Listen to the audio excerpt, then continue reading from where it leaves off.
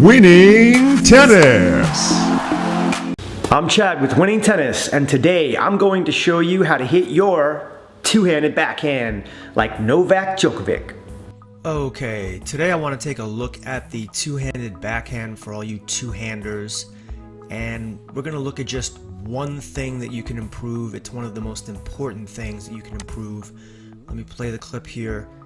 You can see Novak Djokovic hitting his two-handed backhand. I'm going to show you here in slow motion, and then we'll slow it down a little bit more. And I will point that out to you. Okay, here, so he's making his unit turn. He's bringing the racket back just to point out the head is over the hands. That's a really crucial thing for two-handed backhand. That's not what I wanted to point out, but I just wanted to tell you while that's going on here. Okay. So, well, actually it plays into it. Notice how high the racket is, the head of the racket over the hands. It's the same for the one-hander, but the one-hander is usually a little bit more vertical. Okay, so Novak will then drop the racket. Now this is what I don't see a lot of club players do. First, they don't have the racket up high enough like I just showed you. Second, they don't drop that racket. So let's just go back a little bit and we can see.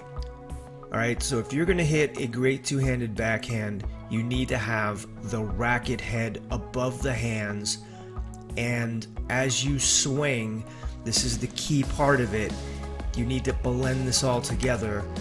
As Novak starts bringing his hands forward, the racket head will drop under the hands. This is very crucial for getting power and topspin on your two-handed backhand. See, a lot of people hit a two-handed backhand and it's kind of flat. It doesn't really have the drive. And now the racket head is accelerating up into the ball. And there's other fundamental aspects of the backhand which I don't want to touch on in this video. I'm trying to just point out one or two things that you can improve in your backhand. And so the focus of this video is to get the racket head above the hands on the take back. Now right here he's in his power position, right there. The power position I classify as the moment before you start to drop the racket. Okay, so the hands, here is where the head is. Okay, so I'm going to put a little mark right here. And notice how the hands drop. Now look at the racket. It's all the way down here. So we went from all the way up here to all the way down here. Bam.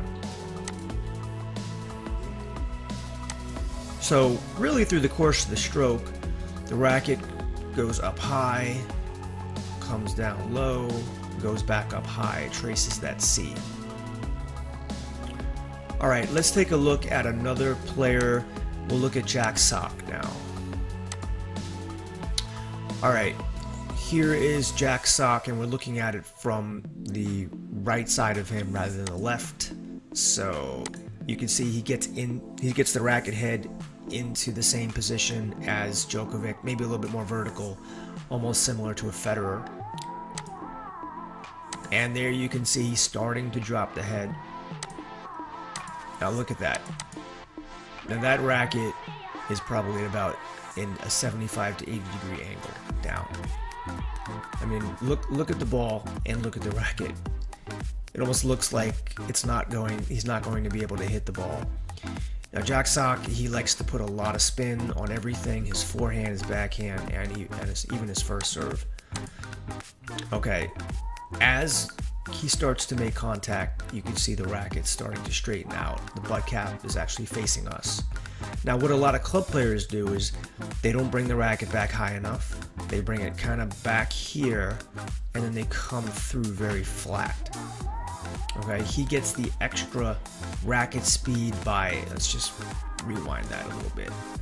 Gets the extra racket speed because the racket is coming from a further place. It's going to come from lower and come all the way here, where a club player would just be coming here.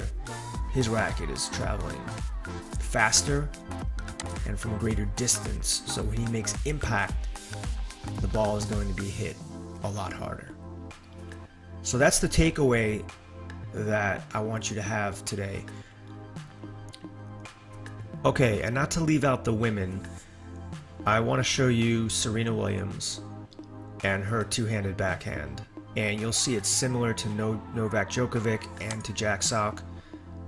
Okay, so here, she doesn't get the racket as vertical as those two men, but the racket head is definitely above the hands. So women can do this just as well as men.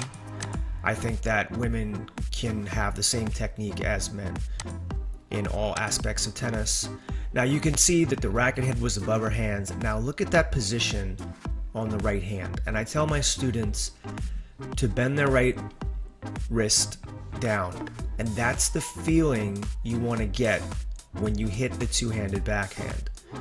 The left hand really doesn't have that. It's going to be kind of straight. But the right hand, that wrist has to bend. That's the key part of it.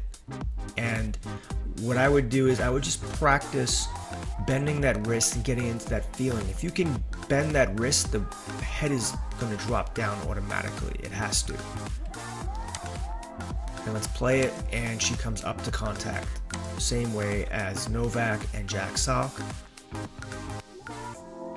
And that's a perfect illustration of the two-handed backhand. Let's see it one more time. Again, we're not talking about anything else. Okay, so there she kind of skipped through the vertical part. Let's see. But the racket head will always be a little bit above the hands. As you can see, it's a little bit above the hands here. She's pivoting out. And there it is. There's the drop. So my number one tip for you is get that racket head above the hands on the take back in the power position. And as you swing, let that head drop down. It's going to take a lot of practice to ingrain that in your muscle memory. I would suggest you take hundreds of shadow strokes with that. And yes, we've seen Venus and Serena, they don't really get their rackets too vertical. They like to just have that take back, which can work as long as you get the racket head. See, here is a completely straight take back, and right there, that's the key.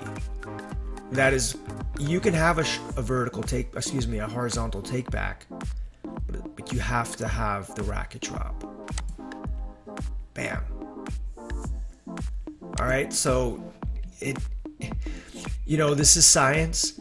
If you do what the pros do, you're going to get similar results. You may not have the athleticism, you may not have the timing, but you can achieve similar results. You may not be hitting the ball 80 miles an hour on your backhand, but you may hit it 60. So try to go out there, bend that right wrist, practice it, and see how you do. Get on a ball machine, hit with your friend, shadow stroke, video your strokes, look at it in the mirror, make sure that you're bending that right wrist, break it down, and keep doing it. I guarantee your backhand is going to be a hell of a lot better. I hope this video was valuable to you. If you like it, please subscribe, like, and share for more videos. I will be putting out more regularly.